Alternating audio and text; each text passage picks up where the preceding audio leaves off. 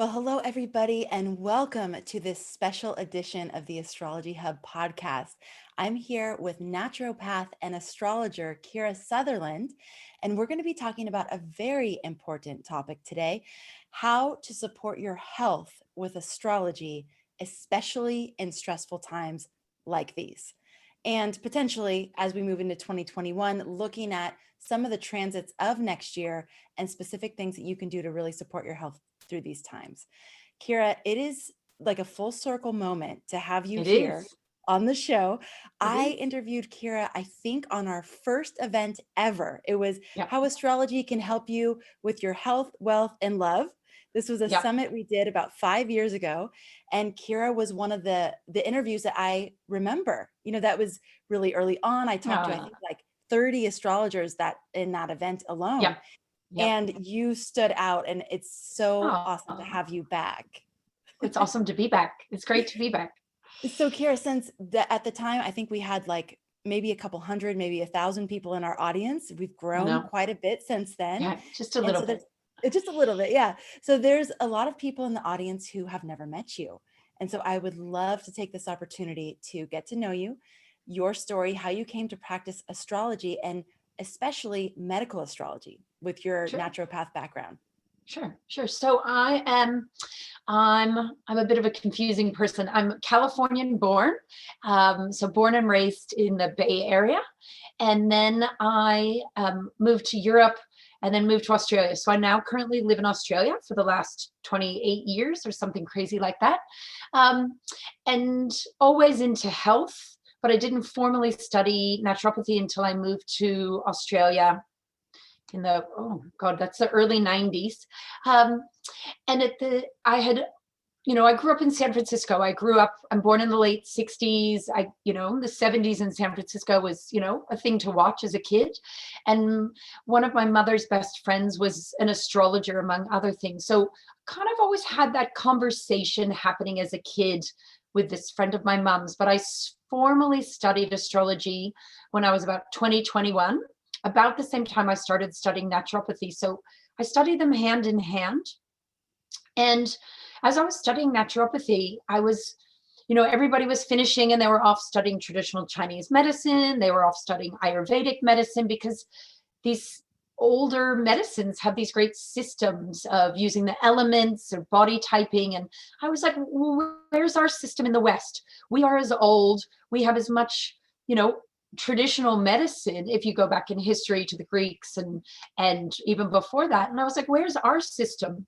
And I was lucky enough to be studying astrology at the same time and came into, the one lecture my teacher did on body parts ruling different signs ruling different body parts in medical astrology. And I was like, oh my God, here's our system. It links back. And then, if you go into the history of medicine, until 350, 400 years ago, medical astrology was actually part of Western medicine and it was taught. And so I then took this big dive in my early 20s into teaching myself absolutely everything I could in medical astrology, every book I could read, and playing with different charts. And so I've kind of grown up as an astrologer.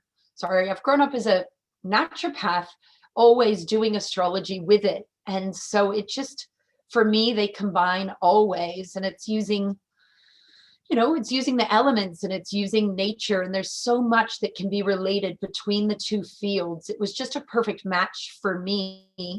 And it's just been, it's been growing and growing. And now it grows in popularity. It's becoming much more popular. So it's just it's something that was part of my clinical practice always. Although people don't always know I'm doing it as a naturopath. Sometimes, in my brain, when you have a client, you always ask their birth date, but not time, but it at least gives you some filters for how to deal with people. So I use it kind of as a psychology tool as well.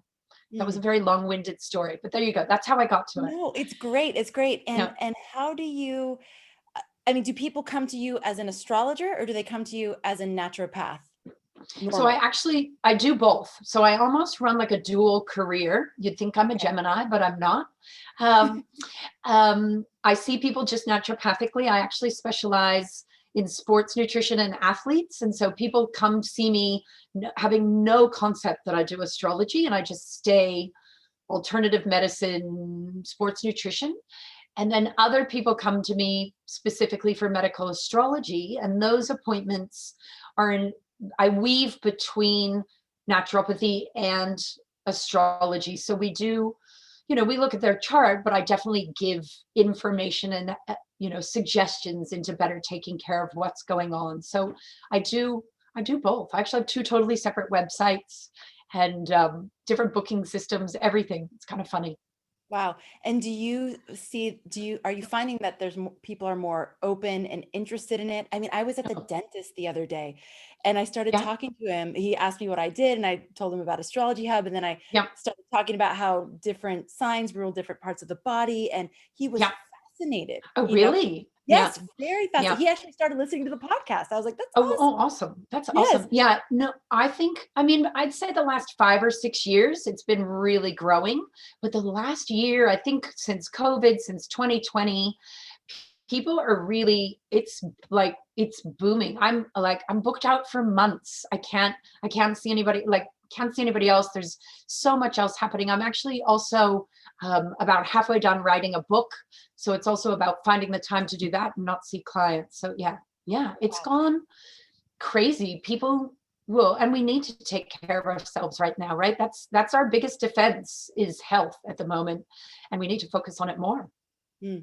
And we're going to go there in just a sec. I have one Yeah, more question. So sure, you sure. said you said 400 years ago. When were doctors always trained in astrology, and when did that end? So that ended about 350 years ago. It ended, um, and then slowly we lost more and more. I would say the 1700s was the last of the heyday about it.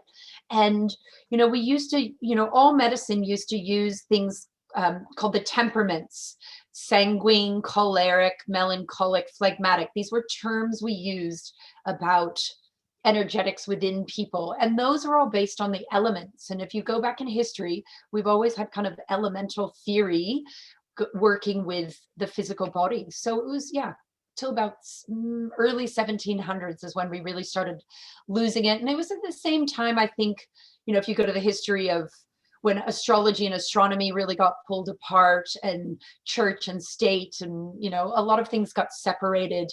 And yeah, and we unfortunately lost it. We lost it. There was bloodletting, there was leeches, there was medical astrology, and yeah, we lost all of that. Not that I'm saying bloodletting was a good thing, but yeah. Right? Well, I think part of the problem is that it's still associated with things that Yeah, feel superstitious to people, or like yeah, they were archaic and they didn't actually work. yeah, So yeah. it's a perception thing, It that it that is. it's tied to. It is, but the leeches are back. We use leeches in modern medicine again to get rid of blood under the skin and things like that. So Wow, so they yeah, did actually work. no, leeches work. The bloodletting thing, maybe not so much. Yeah, not such a great idea. I think, yeah, yeah. And so when we talk about signs ruling body parts, how how does that work? Does that mean if so Capricorn is it's the bones and the structure, right? The Yeah. knees. Yep. It's Um, bones, skin. So it's bones and skeleton. It's all your connective tissue. So your joints, um, and anything made of connective tissue, but it's also your skin, because your bones hold you up and your skin holds you in. So it's things of form and structure. And then if you want to jump between Capricorn and its ruling planet, Saturn, we also really have teeth. We have fingernails.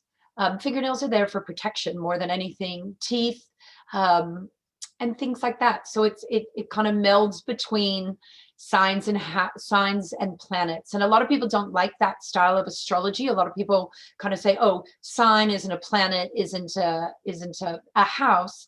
But in medical astrology, there's a big overlap between the sign and its ruling planet, and even its natural house. mm. You do have that overlap.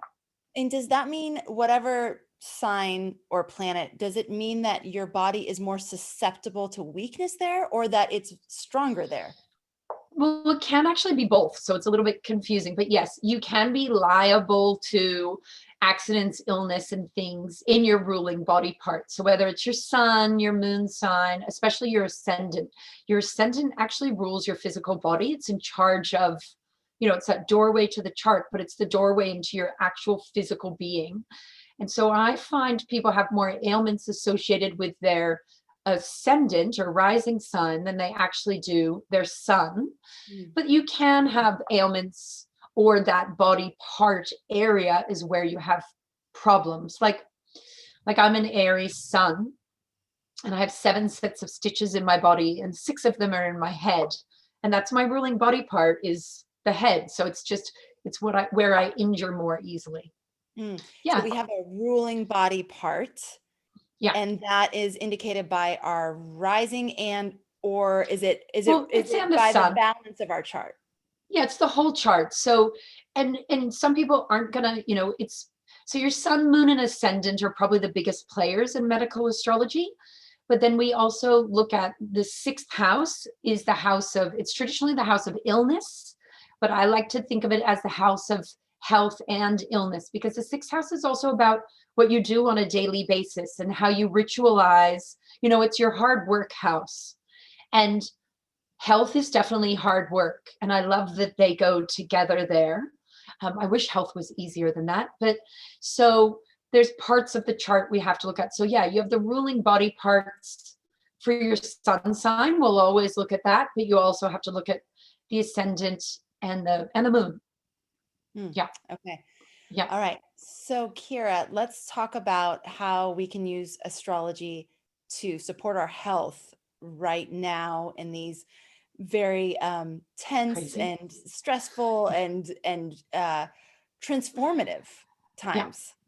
Yeah. So it's really, finishing 2020, going into 2021, we could look at you could suggest different transits that we're doing, and we can talk about them. But I think the big thing as we move from all this Capricorn energy with those it's not even outer planets, it's even, Jupiter and Saturn, everything's moving between Capricorn, which is, it is your bones and it's your skeleton, it's your physical structure.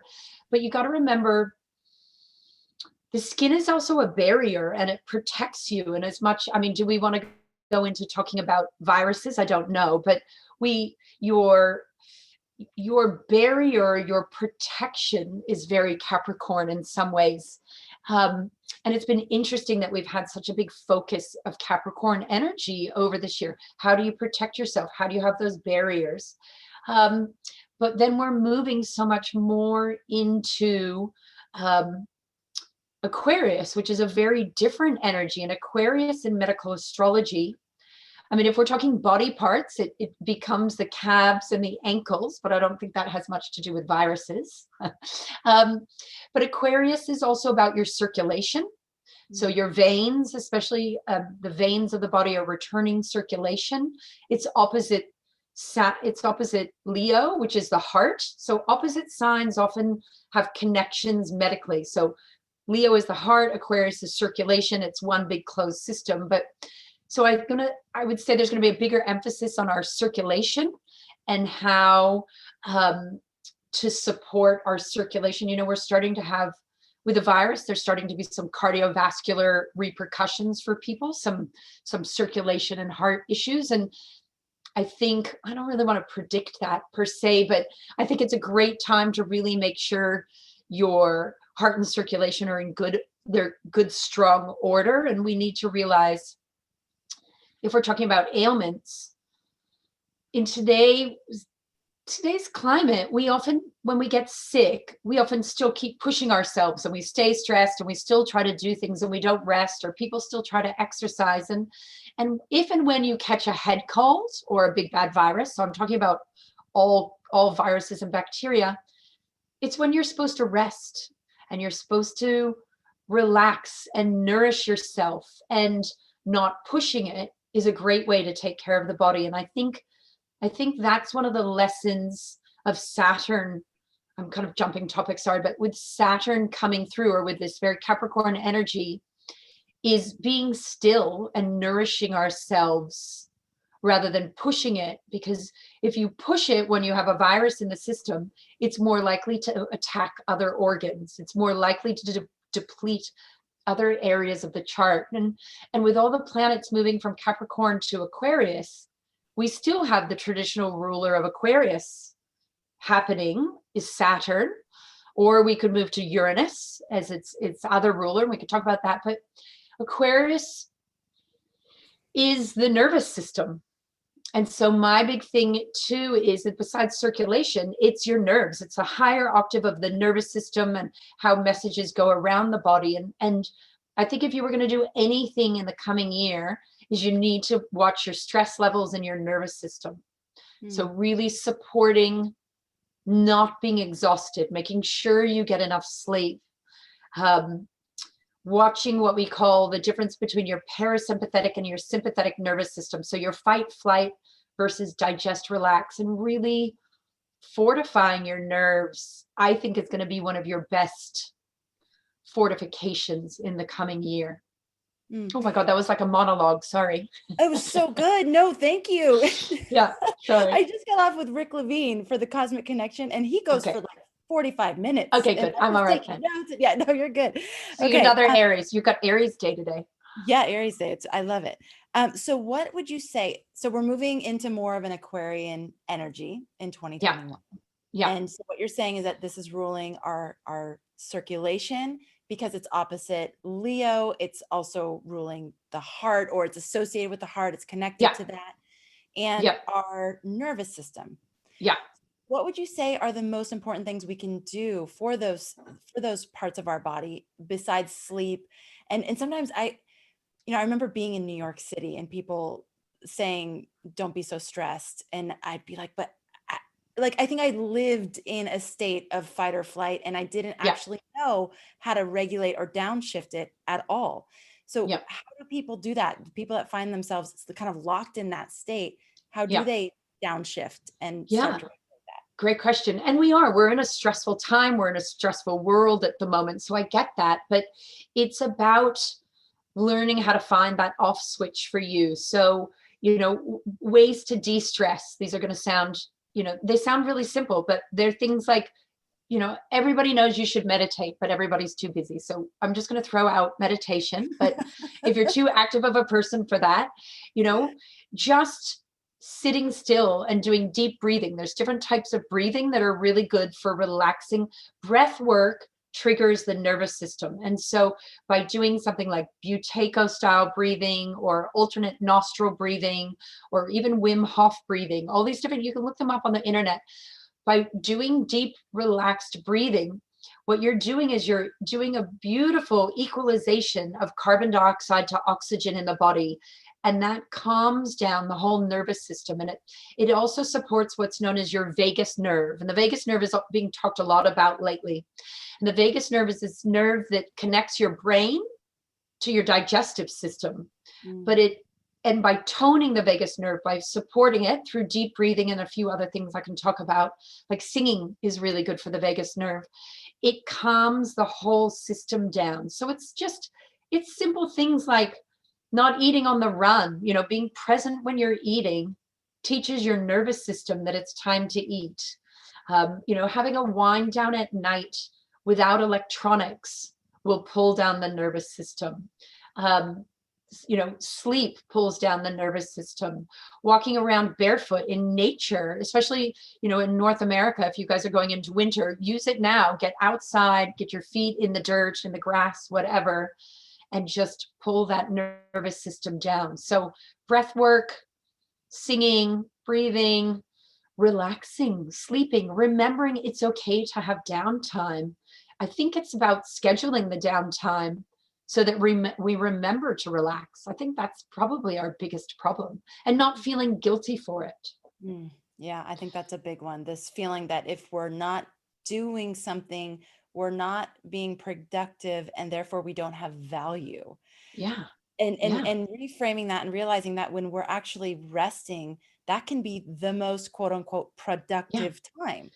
That's when the ideas come. That's when when you're fortifying your space. Yeah, exactly. Yeah. Exactly. Yeah. And something I was thinking about when I was first talking about Saturn and then we moved to Aquarius is, Saturn is about staying still. And there's health in staying still. There's health in rest, and whether it's sleep or just we have this old traditional term in medicine called convalescence, to take convalescence. And what traditionally, and this goes back in astrology, you have an acute period of being ill, which is like, however long you have a head cold or a flu or whatever. So say you were sick for 7 days. Traditionally, you would then take that 7 days and you would triple that time. So another 3 weeks. So you had your acute phase of illness, and then you have your 3 weeks of your convalescence, which means still resting and taking care of yourself until you're fully better. Whereas we now live in a society where we're taking pseudoephedrine and all kinds of, we're sick, but we're soldiering on. And we don't rest at all when we're acutely ill. And then we wonder why it takes so long for us to get better. And if you look in astrology, this is a lunar idea of looking at when you get sick. So like if you take to the moment you catch a head cold, you take that like it's a new moon.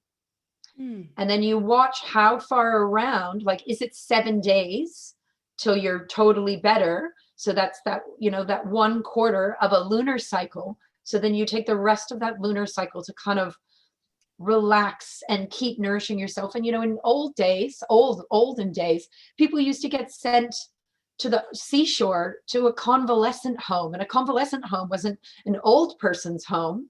It was where you went to take the sea air and to relax and be in nature. And that is a tradition we have completely lost in modern society. And it's a very Saturnian tradition that I think, especially in today's world, we need to reinstate. And remember, we're not supposed to be pushing all the time. We've got that yang outward, and we need to embody more of that yin rest, especially for our health. Right now in 2020, 2021, it's all about your health, and people are panicking, but are they actually doing enough to fortify their health? And I think that is one of those things, is that yin nourishment that we need to find. Did that make Wow. sense? That was a Yes. big topic. Yeah. I love that though. I love thinking about it like a lunar cycle. That's really Yeah. powerful. Would you say that's true also for injuries that we experience? I mean, how do we that period where the injury is acute and then taking even additional time of rest to allow Yeah. the body? How is there a rule of Yeah. thumb around that too? Yeah. So this isn't even an astrological rule, although maybe it came from astrology. But well, let me jump. In astrology, an acute ailment is anything that lasts less than a month. So we consider an illness that's shorter than a month is ruled by illnesses are all ruled by different things, but it's a lunar situation if it's 1 month. So that's where you look, if you get sick and then at day 7 at the square, if the moon is square to where it was when you got sick, if you're still not better, it's going to be a full another 7 days till you check in again. Are you better at the full moon, at the 14-day mark? If you're not better then, it's going to be another 7 days. So illness kind of goes in cycles of 7. And if we want to go back to Saturn, Saturn's number is 7, right? So you look at it that way. If you get past 28 days, if you get past that lunar cycle, the illness then is considered chronic, and it moves into what are called solar cycles. And that's monthly cycles. So if you were really sick for a month, it can be another month or 2 till you're much better. Does that make sense? Kind of. So So you, again, what's the rule of thumb? So okay, so naturopathically, we have this rule that for every, oh, now let me remember this. For every month, oh, I've got to say this right. For every month that you've had no, oh my gosh, I teach this to people all the time. How could I forget this? For every month that so once you are doing the right thing, once you are taking care of your body, you're giving it herbs or nutrients or good food or, good activity, for every month that you've had an ailment, give the body a week to like, so if you had a 3-month ailment and then you're starting to do the right thing, have I got that right? Oh my God, I can't believe I'm doing this. Let me go backwards. For every year you've had an ailment, once you're doing the right thing, it's a month for every year that you've had that ailment. So say you've had a stomach problem for 3 years. Once you're doing the right things and taking the right herbs or medicines or whatever, give the body 3 months to rectify itself. Got it. So it's a month for every year, and it's a week for every month. There you go. I just didn't want to say it backwards. Yeah. Nice. So for every month, give your body a week. Does that make sense? Yes, it does. And that's a traditional, I think those were referred to, it's a homeopathic thing called Herring's Law of Cure. It was like, how long does it take for things to get better once you're doing the right things? Okay, I would love to go into some more of the transits of 2021, but before we do that, can you've identified some gems that we can take from this real Saturnian year? Not that next year isn't Saturnian, because we know that Saturn was Aquarius also, but with Saturn and Capricorn, it's been a big emphasis in all the other planets in Capricorn. So, and one of the gems, I love this, is this idea of convalescence. I always had the association of a convalescent home as like a place you go to die, which is amazing, because that shows you how our culture has viewed that process, right? So that idea of taking more rest and allowing that healing time in that space, that's something, that's a gem we could take from the lessons of this year. What other gems would you invite us to thread through into next year? Yeah. So naturopathically, or in just traditional health, there were there's 7 things to focus on for supporting health. And especially when people went to convalesce, these are the 7 things. So they were rest and sleep, eating healthy. We all know that, but it's incredibly difficult. But yeah, healthy eating or clean food, enough hydration or good water, making sure you're hydrating properly. You're not hydrating with excess alcohol, which I think the world has done this year. I know alcohol sales in Australia have like tripled since COVID. Alcohol is not good hydration. So healthy fluids. So fresh air. So getting out in nature, getting the fresh air, but also doing the breathing exercise, getting out into the sunshine. Now, again, be cautious with the sun, don't get sunburned, but watching your vitamin D levels or taking sunshine, one of our best things to fortify us, especially for our, vitamin D, everybody thinks about for like bone health and calcium, but vitamin D is actually one of the ruling vitamins for your immune system. And we do know that the lower your vitamin D, often the worse your ailments are when you catch things. And they're looking at that a lot in this year's climate, is making sure you have good D levels, but also getting out and taking sun and doing that rest in the sun. Exercise stimulates, so it's getting your Mars on, as I say to my medical astrology clients, getting, Mars is in Aries right now. Yes, it's retrograde, but Mars in Aries is a time to go do something and get some sport on and get the sweat happening, and exercise is phenomenal for the immune system. Kira, we know so many of these things. Why, with your clients, why do you think it's so hard for people to actually do them and prioritize it? That's a great question. I think they sound so simple. Like those are like, I listed a bunch of stupid things just then. But if you ask people, no, they're freaking obvious, Kira. But if you ask people, they only do 2 or 3 of those a day. Right? And so we're just so busy. I just think we've forgotten to take care of ourselves as a priority. We're so busy taking care of everybody else, especially if you're a parent or taking care of your fur babies. We're so busy working and achieving and doing. It's this yang drive, that yin nourishment. Everyone, self-care is that new big word, but people used to be like, oh, that's selfish. Oh, it's so selfish, you focusing on yourself. And it's like, if I don't focus on myself, no one else is going to do it. And I think we really need to flip that paradigm of just scheduling in time for ourselves, because we don't do it. We get Yeah. so, and we all binge watch Netflix, and that's great rest. I get it. But, how many hours a day between Netflix and the phone have you lost that you could be doing something for your own physical body? And then we wonder why we break down. Hmm. I've been thinking of Saturn moving into Aquarius as Yep. a time where we can focus on mastery, Saturn, of the Mm, breath. Because beautiful. this has become so key in my own self-care practice Mm, recently through yoga, really through yeah. yin yoga and restorative yoga and all yoga but what I've gotten to experience is the power of it. Like it's not just an Yeah. idea and oh, that sounds great, do breath work.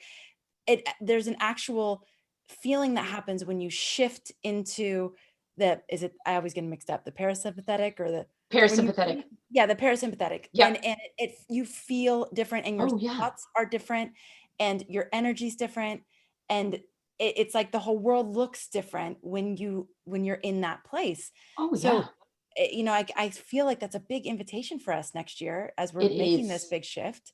It is, and it's so true, right? And that's the vagus nerve as well. Is the vagus nerve is being toned by the breath work, and a lot of our good health and low stress levels, and you can affect so much of the body through breath work. It's crazy. Isn't Yeah, it like and people 70% don't get of that. our you're right, isn't it? I think I heard 70% of our detoxification process happens through our exhale. Oh, I don't actually know statistically, but I know it is high, but I don't know about the stat because well, the skin is a detox organ.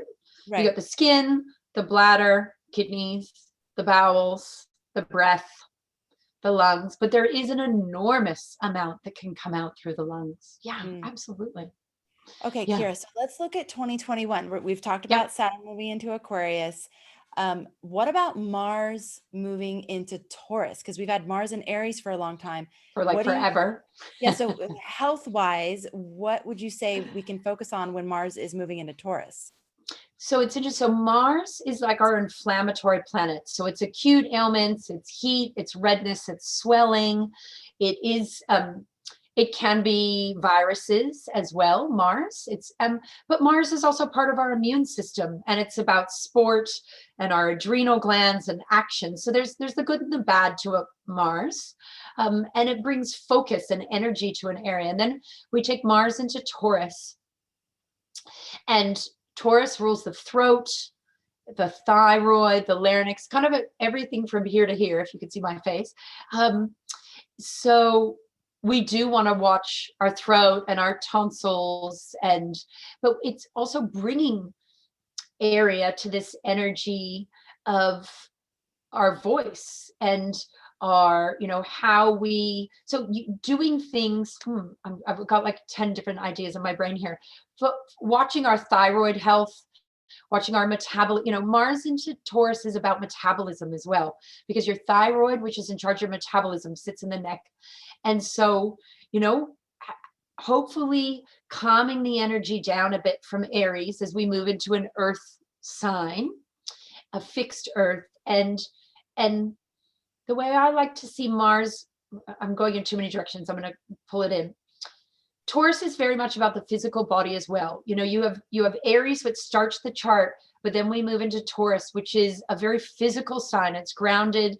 It's about your values, and it's very much about how you value your physical body, how you value what you're made of, Mm. what your tangibleness. That's not a word, but run with me on it.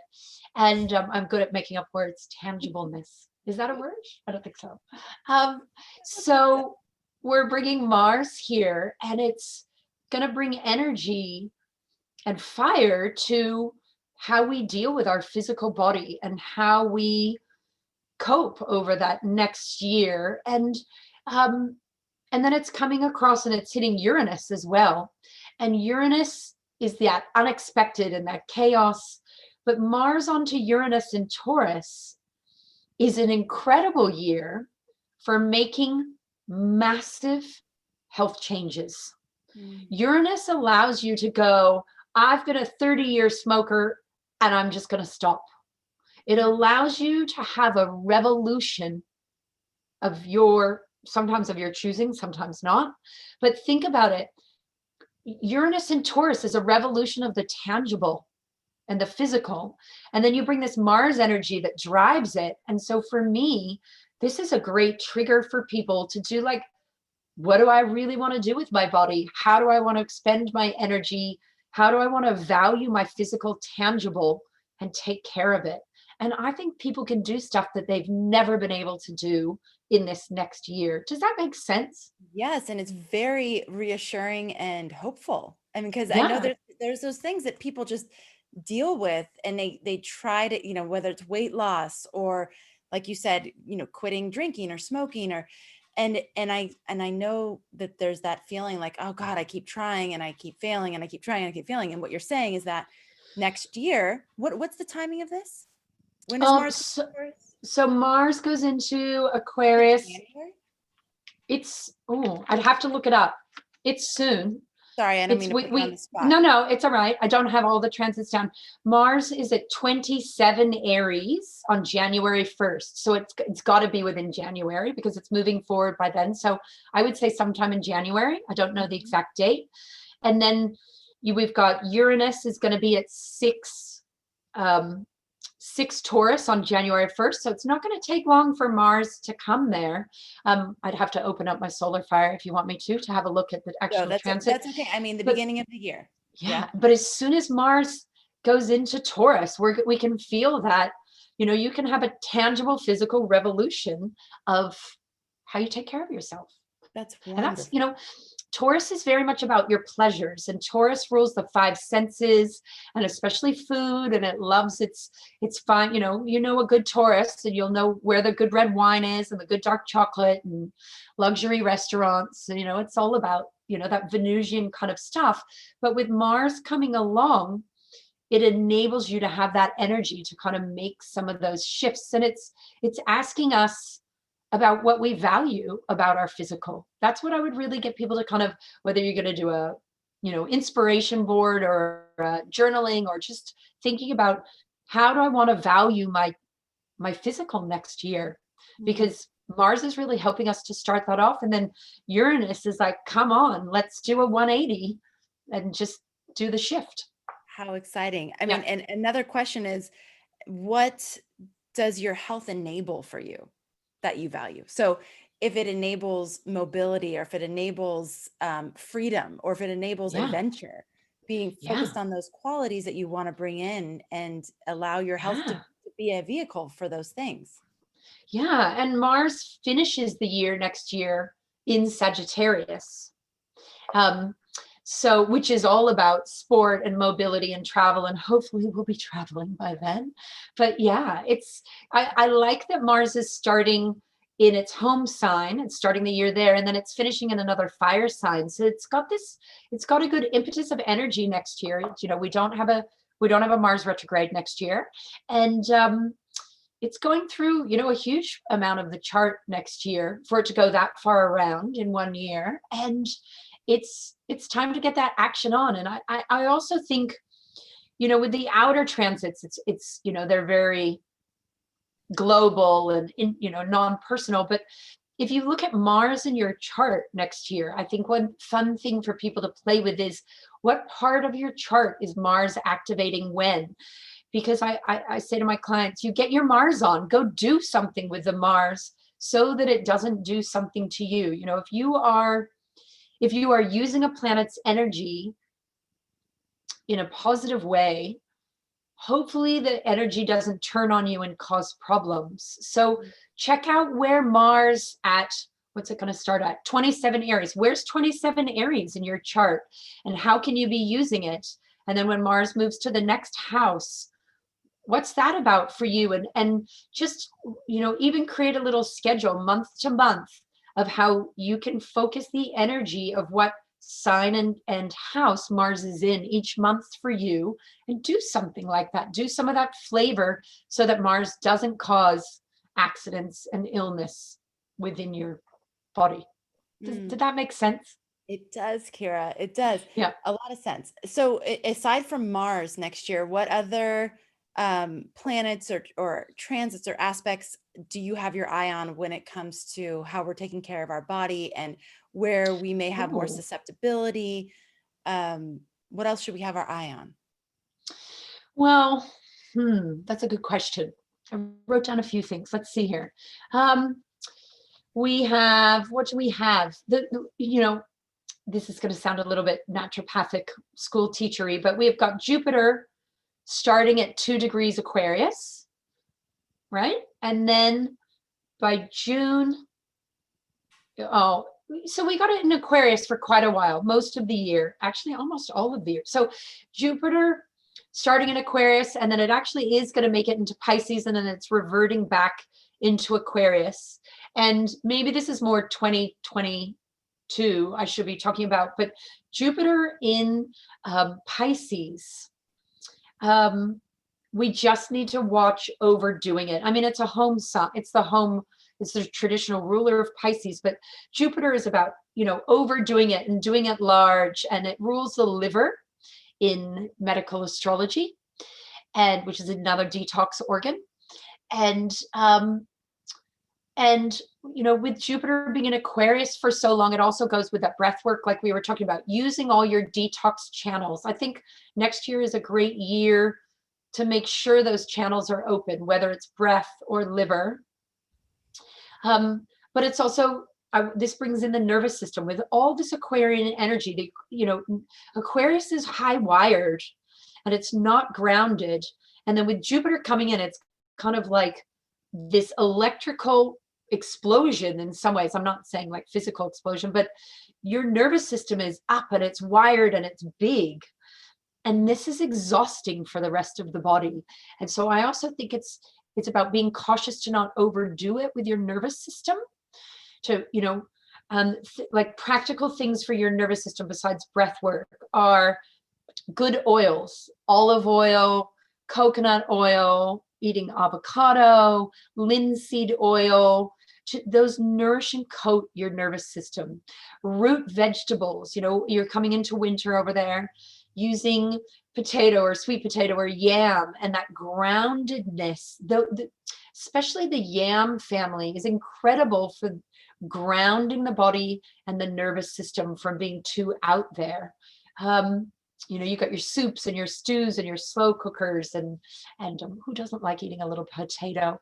Um, I think Jupiter is just, I'm worried about the blowout of the nervous system. And then the year after Jupiter in Pisces, I worry about people just overindulging.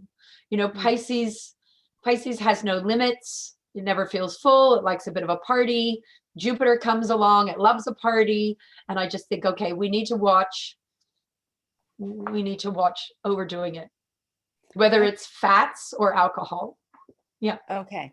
So you're giving us a little preview into 2022, which is great. So Yeah. we essentially, looking into 2021, our nervous system, we really need to be focused on, and Yeah. the different ways that we can support and make Yeah. sure that we're not taxing it too Yeah. much. Yeah. So other things would be like, if you take supplements, fish oil, as long as it's, I'm suggesting things, but please, if you have a medical condition, go get it checked before you take a supplement, or don't just, willy-nilly take supplements. But the supplements that are really good for the nervous system, just check with your doctor or whoever if you can take them. It's my caveat. I don't want to get in trouble. Things like fish oil. Or if you're a plant-based person, you would go for, there's now a marine algae supplement that's very similar to fish oil. And magnesium. Magnesium is the most amazing mineral, which is great for calming the nervous system. And magnesium is found in your dark green vegetables, a little bit in dark chocolate. Just to throw something in there. But yeah, mainly your dark green vegetables and your seeds and nuts. Or people often do take magnesium supplements, but again, be careful because it can interact with medication. Kira, I was just introduced to a sound healing therapy called Huso. And it takes all these different tones of human sounds, and you put these little things on pressure points, and Oh, then you put I've just started engaging with it, and oh, they have all these I different like tracks it. like grounding and serenity and um, uh, Oh, calming the nervous system. I mean, you can actually like tune it to the oh, that's frequency, so awesome. Very and it's Aquarian. really very Aquarian. So So Aquarian. I'm thinking some new technologies Yeah. as well. My beloved works with pulsed electromagnetic frequency. There's Yes. really amazing technologies that we can use too to help us with this nervous system. Oh, absolutely. And there's another one. It might be the pulse that you're talking about, but there's a new, oh, I'm not going to remember the machine is called. There's a couple new things that have come out in the last year or two that are incredible for calming the body. And it's all electrical stuff. Acupuncture is very Aquarian as well. So don't, although many Aquarians find acupuncture too stimulating for them. So be cautious if you've got strong Aquarian energy. But acupuncture is a great way to pull that nervous system down. And it's very, I mean, the needles themselves are Mars, but it's in a very Aquarian type of treatment. But any sound therapy would be awesome. And music therapy in general, music is a very, you know, Leo fifth house kind of thing, and you have that opposition to the Aquarius. And in all astrology, but especially medical astrology, we always look to those opposites for how to balance. So if you're struggling with the nervous system, look down to that opposite. Go dancing, go singing, go have some sex, go enjoy yourself, go do the pleasures of the fifth house to balance that 11th house or that Aquarian energy. And that's another way to pull the energy if it's too stuck in that Aquarian area. So I Wow. think maybe another suggestion is we should go have a lot more fun this year. Yes. It's such a serious year.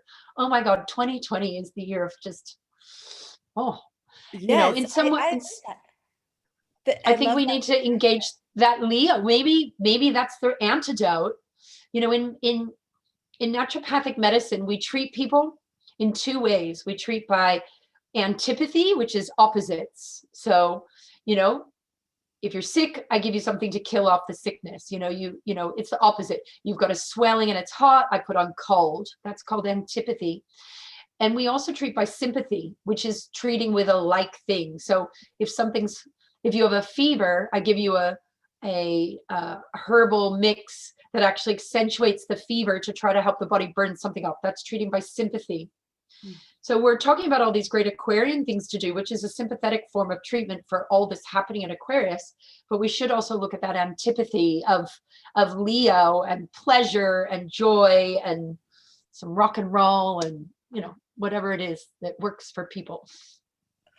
I love that, Kira. Thank you Yeah, so much. You've given us some really, really tangible guidance yeah, as we're going into 2021. People, I don't know if any of you are starting to think about do people do New Year resolutions anymore? I mean, or in your intentions. I love to think about, yeah, setting intentions and just getting clear on what yeah, how the astrology can inform what we're going to focus on and what we're going to yeah, prioritize. And so you've given us so many tangible things to yeah. work with. Yeah, I like I like it needs to be tangible. Yeah. I'm a very Aries first house person, so it's got to be practical and doable rather than just theoretical. And with people's charts, we're talking about big transits in the world, but look at where those transits are happening in your chart. But also my big thing for people at the New Year's is to look at what's going on with your sixth house. Do you have anything transiting through your sixth house? What does your sixth house do anyway? What sign is on the cusp? What's that ruling planet? And just fortifying that sixth house and finding more ritual that your sixth house would be happy with. Because the house of routine is the house of health. So it's what we're doing on a daily basis. And have a good focus on that sixth and nourish it and nourish that first house. What does your ascendant need to feel healthy and happy, or what transits are happening there? So I'm a real first sixth house fortifier at the new year. Mm, Yeah. really good. Amazing, Kira. Yeah. For people who, I mean, I know you're really, really busy. Actually, one more question before we That's go there. okay. Um, how do you think practicing astrology has made you a better naturopath? Oh my gosh, such a better naturopath. Um, it lets me see the little subtleties about people or why they have certain ailments. So it just gives you so much more insight into why their body's experiencing certain physical ailments. Like